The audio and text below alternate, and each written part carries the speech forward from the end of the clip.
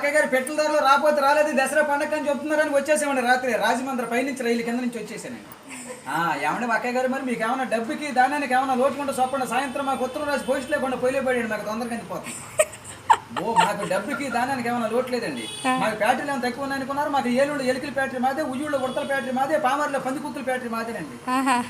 మీరంతా చాలా ఇల్లుగా చిన్నలు కట్టించేశారు, చాలా ఇబ్బంది పడిపోతున్నారని చెప్పి ఇప్పుడు సాయంత్రం 7 మీటింగ్ పెట్టించారు. మీరు అంతా వచ్చేవాళ్ళు కృష్ణానదిలో భోజనాలు పెట్టేస్తాం. నేను చదువులో మాత్రం బాగా ప్యాస్ అయిపోయాను అక్కయ్య గారు. నాకు చదువు సంకలకడికి వచ్చేసింది, గుడింతల గుండ్ల వరకు వచ్చేసింది, పాటల వరకు వచ్చింది, ఇంగ్లీష్ ఈదుల వరకు పరిగెత్తింది.